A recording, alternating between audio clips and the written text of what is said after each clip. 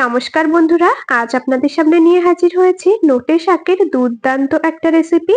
আলু দিয়ে নোটে শাকের এই রেসিপি গরম ভাতের প্রথম পাতে থাকলে খাওয়াটা একেবারে জমে যাবে।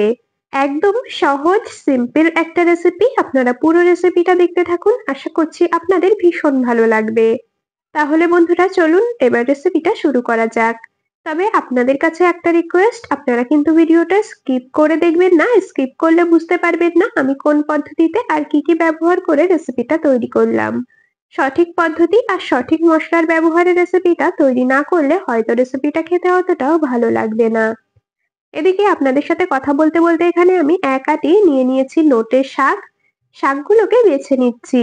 গোড়ার অংশটাকে বাদ দিয়ে নিচ্ছি, যতদূর অব্দি শক্ত আছে শক্ত অংশটাকে ফেলে দিয়ে কচি অংশ মানে আগার দিকটাকে নিয়ে নেব। ঠিক এইরকম ভাবে দেখুন আগাগুলোকে আমি নিয়ে নিচ্ছি। মানে গোড়ার দিকের যে শক্ত অংশ সেগুলোকে বাদ দিয়ে নিতে হবে, আর পোকা পাতা খারাপ পাতা যেগুলো রয়েছে সেই শাকের পাতাগুলোকে ফেলে দেব। এইরকম ভাবে সমস্ত শাকগুলোকে বেছে নিই, তারপর আপনাদেরকে দেখাচ্ছি। বন্ধুরা আমি কাজটা করতে থাকি আর আপনারা কিন্তু অবশ্যই আমাকে এই সময়টা কমেন্টসে জানিয়ে যাবেন আপনারা কে কোন জায়গা থেকে আমার আজকের এই রেসিপিটা দেখছেন, তবেই না আপনাদের কমেন্টসে ধন্যবাদ জানাতে পারবো। এদিকে সমস্ত শাকগুলোকে বেছে নিয়েছি পরিষ্কার করে, আর এখন পরিষ্কার করে কয়েকবার জল পাল্টে ধুয়ে নেব। শাক কেটে নেওয়ার আগে পরিষ্কার করে ধুয়ে নিতে হয়। তো খুব ভালো করে বেশ কয়েকবার জল পাল্টে পাল্টে শাক পরিষ্কার করে ধুয়ে নিয়েছি। আর এখন কুচিয়ে কেটে নিতে হবে।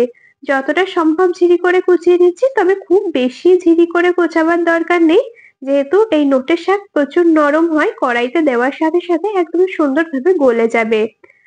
তো যাই হোক, যতটা সম্ভব আমি ছুরির সাহায্যে কুচিয়ে নেওয়া যায় সেই রকম ভাবেই শাকগুলোকে কুচিয়ে নেব।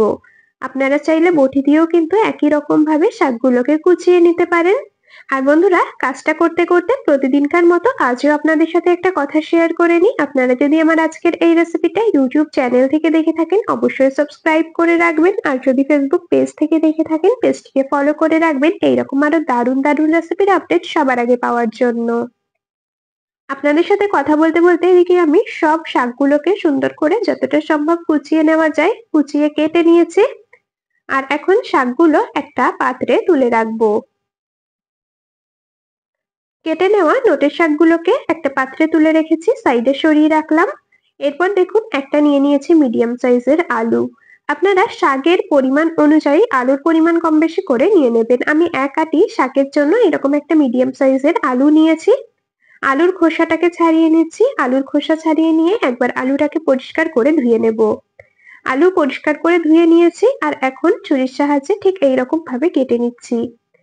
একটু ছোট ছোট করেই কেটে নিতে হবে, তাতে করে আলুগুলো সুন্দরভাবে শাকের সাথে মিশে যাবে, দেখতেও ভালো লাগবে আর খুব তাড়াতাড়ি সেদ্ধও হয়ে যাবে। দেখুন ঠিক এইরকম ভাবে আমি ছোট ছোট করে আলুটাকে কুচিয়ে কেটে নিচ্ছি। বন্ধুরা আপনারা কারা কারা ঠিক এইরকম ভাবে নোটে শাক আলু দিয়ে রান্না করে খান অবশ্যই কিন্তু আমাকে কমেন্টস করে জানাতে পারেন। এখানে আলুটাকেও দেখুন এরকম ছোট ছোট করে সুন্দর করে কেটে নিয়েছি, এখন এটাকে সাইডে সরিয়ে রাখবো। চলে এলাম ওভেনের কাছে। ওভেনে বসিয়ে দিয়েছি একটা কড়াই। কড়াইটা বেশ ভালো করে গরম করে নিয়ে পরিমাণ মতো দিয়ে দিলাম সর্ষের তেল। তেলটাকেও বেশ সুন্দর করে গরম করে নিয়েছি, আর এখন কেটে রাখা আলুগুলোকে এর মধ্যে দিয়ে দেব। অল্প পরিমাণে দিয়ে দিচ্ছি লবণ, দিয়ে দিলাম সামান্য হলুদ গুঁড়ো। নুন হলুদ দিয়ে বেশ ভালো করে আলুগুলোকে ভেজে নিতে হবে। আলু ভাজতে ভাজতেই যেন পুরোপুরি সেদ্ধ হয়ে যায় সেইভাবেই ভেজে নিতে হবে। দেখুন বেশ খানিকক্ষণ আলুগুলোকে ভেজে নিয়েছি, আর আলু যেহেতু বেশ ছোট ছোট করে কাটা ছিল, তো ভাজতে ভাজতেই আলুগুলো পুরোপুরি সেদ্ধ হয়ে গেছে, আর দেখেই আশা করছি আপনারা বুঝতে পারছেন। ভেজে নেওয়া আলুগুলোকে তুলে রাখছি একটা পাত্রে। ভাজা আলুগুলোকে একটা পাত্রে তুলে রেখেছি।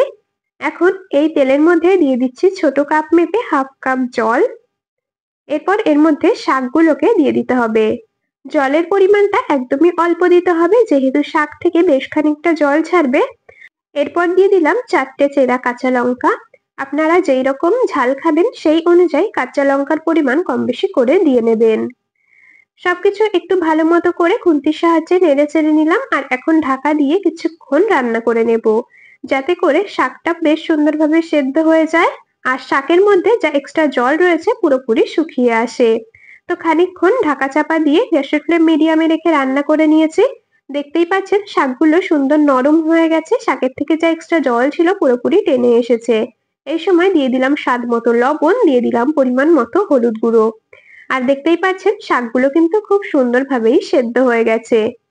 এইরকম ভাবে শাকটা আগে থেকে সেদ্ধ করে নিলে কিন্তু রান্নার স্বাদটা একদমই আলাদা হয়।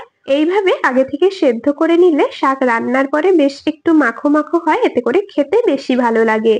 তো যাই হোক, শাকটাকে আমি তো ভালো মতো করে সেদ্ধ করে নিয়েছি, নুন হলুদ দিয়ে খুব ভালো করে নেড়ে চেড়ে নিলাম। এরপর ভেজে রাখা আলুগুলোকে দিয়ে দিলাম। আলুগুলোকে দিয়ে খুব ভালো করে আবারও নেড়ে চেড়ে মিশিয়ে নিচ্ছি। আলু দেওয়ার পর আর এখন খুব বেশি সময় রান্না করব না, আলুগুলো কিন্তু ভাজার সময় পুরোপুরি সেদ্ধ হয়ে যাবে, এইরকম ভাবেই ভেজে নিতে হবে।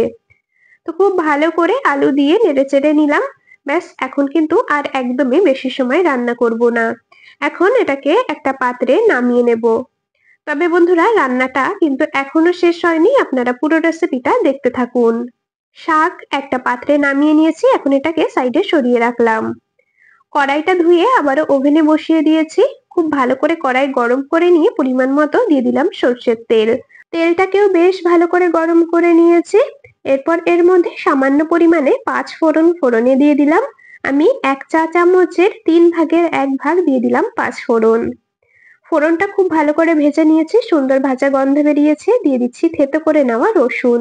৩ কোয়া রসুন থেতো করে রেখেছিলাম, রসুনটা দিয়ে দিলাম। এরপর দিয়ে দিলাম একটা মিডিয়াম সাইজের কুচিয়ে রাখা পেঁয়াজ। পেঁয়াজটা একটু নরম হয়ে আসা পর্যন্ত, পেঁয়াজের গায়ে হালকা গোল্ডেন ব্রাউন রং ধরা পর্যন্ত ভেজে নেব। তবে বন্ধুরা, রসুন কিন্তু তেলের মধ্যে খুব বেশি সময় আগে দেবেন না, রসুন আর পেঁয়াজ একসাথে দিয়ে দেবেন। রসুন খুব বেশি ভাজা হয়ে গেলে রসুনের যে সুন্দর ফ্লেভারটা সেটা কিন্তু নষ্ট হয়ে যাবে। তো যাই হোক, পেঁয়াজ রসুন ঠিক এইভাবে ভেজে নিয়েছি, এর থেকে আর বেশি ভাজবো না।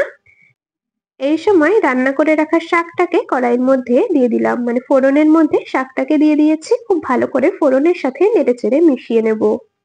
এখন কিন্তু আর খুব বেশি সময় রান্না করার প্রয়োজন নেই, যেহেতু শাক আগে থেকেই খুব ভালো মতো করে সেদ্ধ করা আছে। আলুগুলোকেও বেশ ভালো করে সেদ্ধ করা হয়েছে। তো এইরকম ভাবে ফোড়নের সাথে বেশ কিছুক্ষণ একটু নেড়েচেড়ে নিয়েছি। এতে করে দেখুন শাকটা বেশ একটু মাখা মাখা হয়ে এসেছে। তো এইরকম ভাবে একটু নেড়েচেড়ে মোটামুটি ৩ থেকে ৪ মিনিটের মতো রান্না করে নিয়েছি, আর বেশি সময় রান্না করব না। এখন গ্যাসের ফ্লেম অফ করে দিয়ে নামিয়ে নেব একটা পাত্রে। গরম ভাতের প্রথম পাতে নোটে শাকের এই রেসিপি খেতে অপূর্ব লাগে। আপনারা কারা কারা আলু দিয়ে নোটে শাকের রেসিপি ঠিক এইরকম ভাবে রান্না করে খান, অবশ্যই কিন্তু আমাকে কমেন্টসে জানিয়ে যাবেন। এদিকে আমি শাকটা একটা পাত্রে নামিয়ে নিয়েছি। আর আপনাদের রেসিপিটা কেমন লাগলো কমেন্টস করে অবশ্যই জানিয়ে যাবেন। যদি ভালো লেগে থাকে তবে ভিডিওটিতে একটি লাইক আর বন্ধুদের মধ্যে অনেক অনেক শেয়ার করে দেওয়ার অনুরোধ রইল। তাহলে বন্ধুরা, আজ এখানেই শেষ করছি, আবার দেখা হবে পরবর্তী কোনো রেসিপির সাথে। ততক্ষণ সকলে ভালো থাকবেন, সুস্থ থাকবেন।